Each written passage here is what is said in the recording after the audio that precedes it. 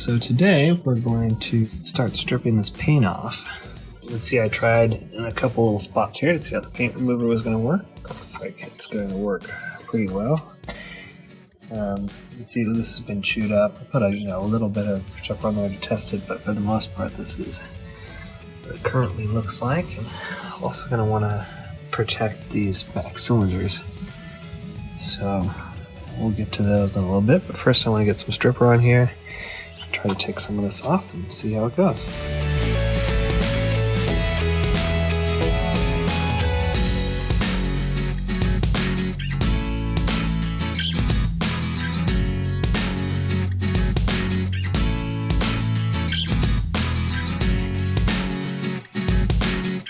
Okay, so here we are after 2 layers of stripping.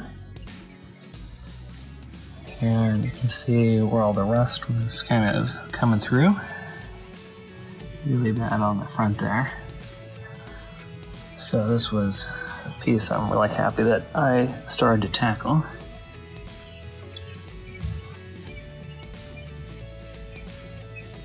So I'm going to get some of these pieces off of here.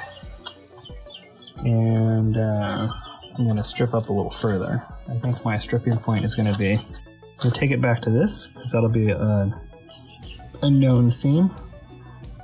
And after I get that off of here, I might move this to the shade so it's a little easier to work on. I'm going to take these bits off first though. So you can see they have a lot of damage to them. So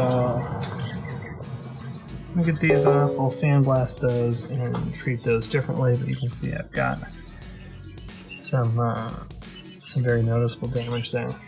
And one of the reasons why I'm not just repainting it, I really want to get the rust off. Somebody previously had done some work on this, or at least they had tried to stop the rust and they just painted over it. Well, that doesn't really work if you don't kind of neutralize the rust, so it ends up building up behind the paint and causing you problems. So that's kind of what you're seeing here, is somebody just painted over these, and it really gets underneath behind the paint. So I'm gonna work on getting these off and strip further back. So here we go.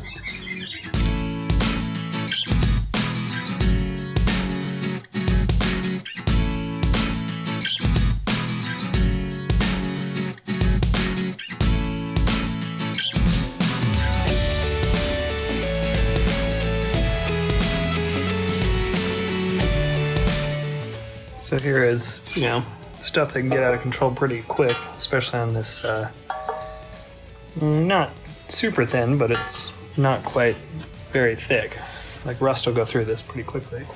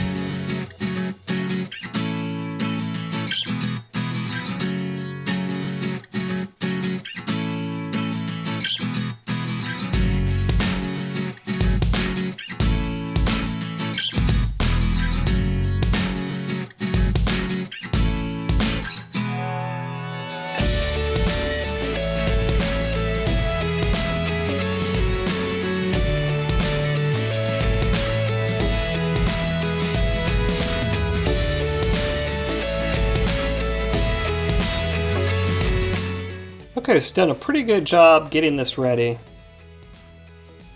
We're still fighting a couple little tough spots.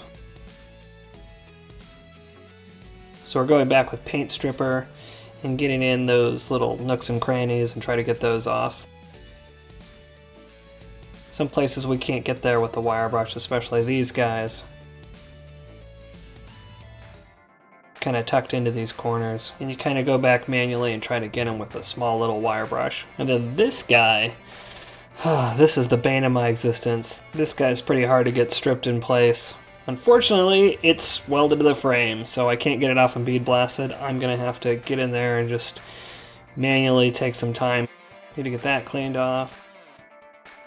Get on these holes. Get the outside of these cleaned off.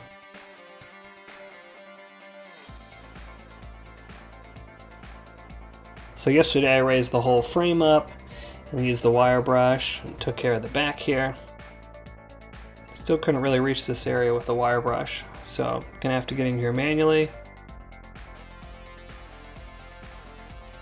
These are ready for a little bit of paint. Get these cleaned up and hopefully get primed today.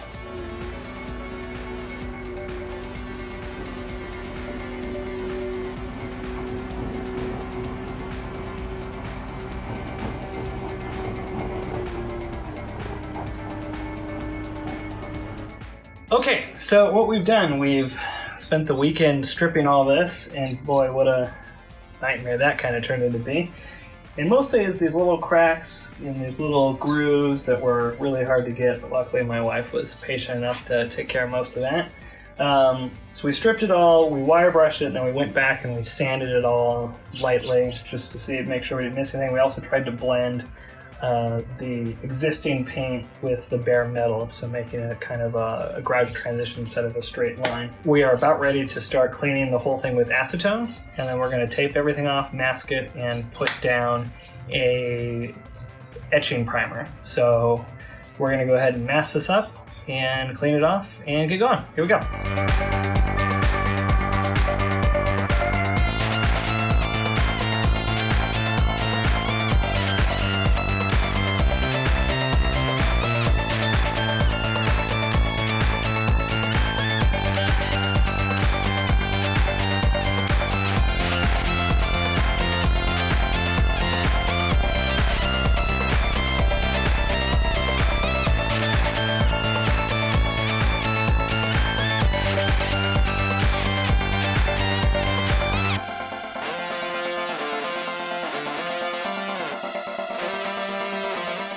Okay, here we go. We have wet sanded it, and I wasn't originally going to do that, but after feeling the surface, after all those layers, it was pretty rough, so we just wet sanded it with 800, and then 1500 on this part just as an experiment to see if that smoothed it up anymore. But now we're ready for the final coats, so here we go.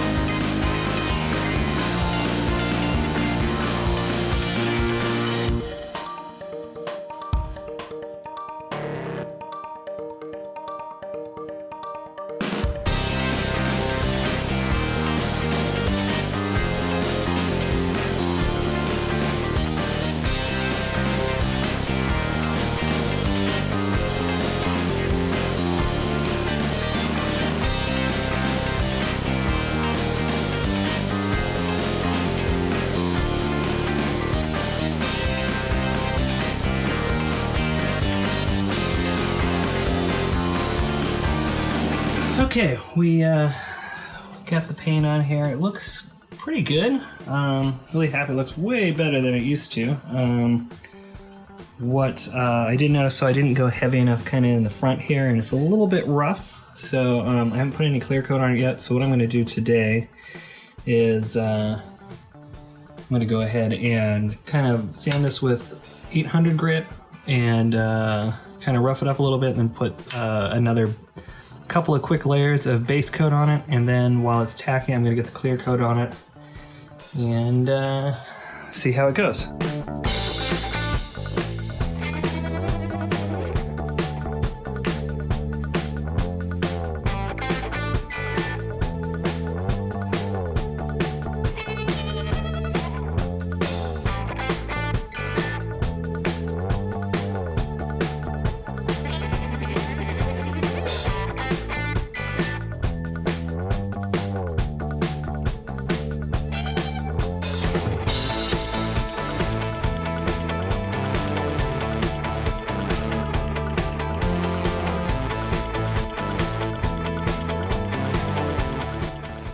Clear coat on. It all looks pretty good now.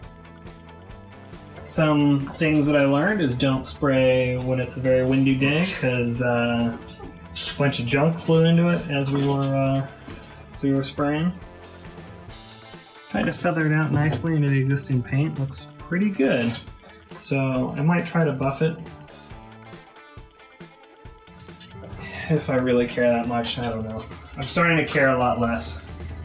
So as time goes on, but already it looks 1,000 times better. So and it's going to be protected a lot better than it was. So we're going to go ahead and pull off all of the plastic.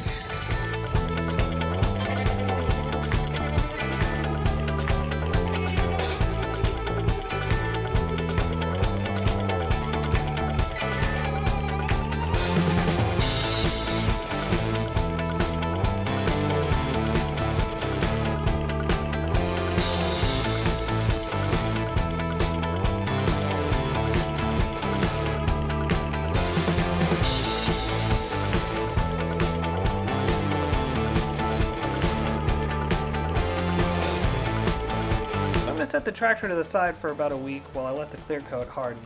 Meanwhile, I'm going to work on a couple of parts I removed, getting them bead blasted and ready for powder coating. Thanks again for watching, and remember to subscribe.